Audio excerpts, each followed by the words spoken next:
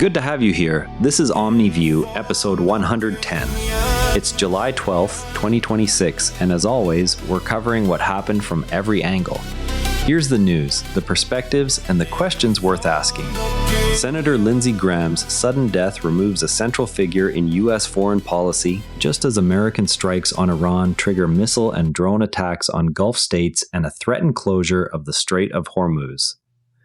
The Republican senator from South Carolina died after a brief illness at age 71. He had served in the Senate since 2003 and had just returned from a meeting with Ukraine's president. His office confirmed the death early Sunday. Outlets across the spectrum note Graham's evolution from early Trump critic to reliable supporter on issues including Ukraine aid and Middle East policy. Republican colleagues emphasize his role in shaping foreign aid packages. Some Democrats recall his past willingness to work across the aisle on select matters. Both sides agree his seat will now be filled through a special process in South Carolina.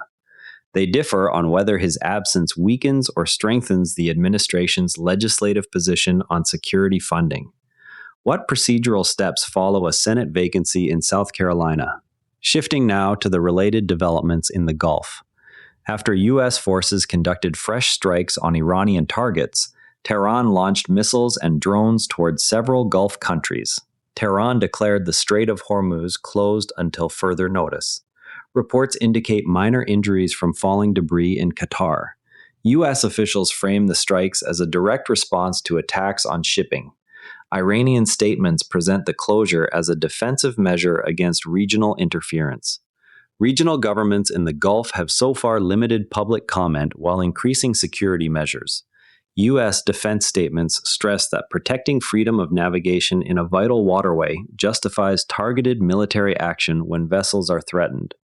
Iranian officials maintain that repeated external pressure on their shipping and territory leaves them no choice but to restrict access to the strait as leverage.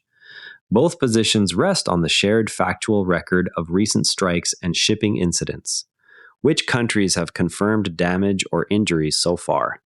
Next, researchers have begun enrolling patients in a trial of 2 experimental drugs for Ebola in the Ituri region of the Democratic Republic of Congo. The enrollment comes just 6 weeks after the World Health Organization declared the outbreak a public health emergency. Health agencies highlight the unusually rapid start of the trial as a model for future responses. Local medical teams stress the need for treatments that can lower mortality in real time. International partners note that no approved drug yet exists for this strain.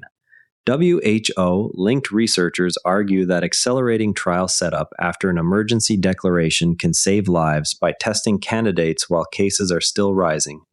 Local clinicians counter that community trust and transparent consent processes must remain central even under time pressure. Both agree the absence of an approved therapy makes the current effort necessary. How many patients are expected to be enrolled? Meanwhile, ministers in the United Kingdom will consult on rules to prevent offshore gambling firms from sponsoring British football clubs. The move follows Everton's deal with Stake.com. Despite earlier warnings, the Gambling Commission has long flagged risks of unregulated operators reaching UK audiences through sports deals. Club executives have defended commercial partnerships as necessary revenue. Government statements indicate the review aims to close the regulatory gap. Regulators maintain that consistent enforcement of licensing rules protects consumers from operators outside UK oversight. Industry representatives argue that clear sponsorship income supports club finances and grassroots investment when domestic alternatives are limited. Both accept that current rules contain an enforcement gap. When did the Department for Culture, Media, and Sport first announce the review? Heavy rainfall described as a once-in-a-millennium event has trapped more than 200 children at a summer camp in Missouri. Emergency officials stress the speed of rising water and the need for rapid aerial support from Black Hawk helicopters. Parents have voiced fears of a repeat of past camp tragedies. State agencies are coordinating with federal resources. Rescue coordinators emphasize that specialized aircraft can reach isolated sites faster than ground teams during extreme flooding. Local authorities note that advanced weather monitoring has limits when rainfall totals exceed historical records. Both recognize the priority of evacuating miners first. How many camps are currently affected? Reports indicate some Jewish medical staff in Australia are being advised not to disclose their identity at work amid growing safety fears. Community organizations document increased incidents and call for stronger workplace protections. Hospital administrators have begun reviewing security and reporting procedures. Government statements affirm commitment to combating discrimination in public services. Advocacy groups argue that visible identity should not require concealment in a publicly funded health system. Health service leaders maintain that practical safety measures must be balanced with open workplace cultures. Both accept that documented incidents have risen. Which states have recorded the highest number of reports? Parts of the United Kingdom face exceptional wildfire risk as a second week of temperatures above heatwave thresholds begins. Met Office alerts focus on dry vegetation and high winds. Local fire services are increasing readiness and public messaging. Land managers are reviewing access restrictions in vulnerable areas. Fire authorities stress that early restrictions can prevent large-scale blazes when conditions align. Outdoor recreation groups note that prolonged limits affect tourism and mental health. Both agree the current weather pattern is unusual for the season. Which regions carry the highest alert level? Analysts are tracking how recent shipping disruptions and sanctions are altering trade routes and investment patterns. Energy traders note higher costs for rerouted cargoes. Manufacturing firms are accelerating supplier diversification. Central banks are monitoring secondary inflation effects. Trade economists argue that diversified supply chains reduce single-point vulnerabilities even if short-term costs rise. Industry groups contend that rapid rerouting preserves delivery schedules when alternative corridors exist. Both recognize measurable shifts in freight volumes. Which sectors show the fastest route changes?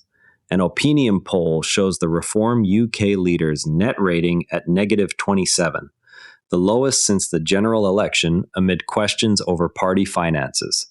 Reform officials attribute the dip to media focus on internal matters. Opposition parties highlight the numbers as evidence of eroding support.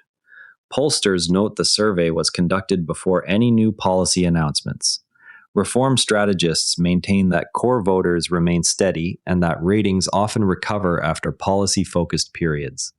Rival party analysts argue the decline reflects broader voter concern over financial transparency. Both accept the poll shows a measurable drop. What sample size was used in the survey? Draft policies under consideration include limits on meat, dairy, petrol, and flights ahead of the party's autumn conference. Party leaders present the measures as necessary for climate targets. Critics argue the plans would face significant public resistance. Supporters point to historical precedent during past national emergencies. Environmental policy advocates maintain that consumption caps can achieve rapid emissions reductions when paired with alternatives. Economic analysts counter that abrupt limits risk regressive impacts without broad transitional support. Both accept the proposals remain in draft form. Which other consumption areas are under review? The television personality passed away after a terminal brain cancer diagnosis. Her husband has paid public tribute. Colleagues have shared memories of her on-screen work. Viewers have expressed shock at the age and suddenness.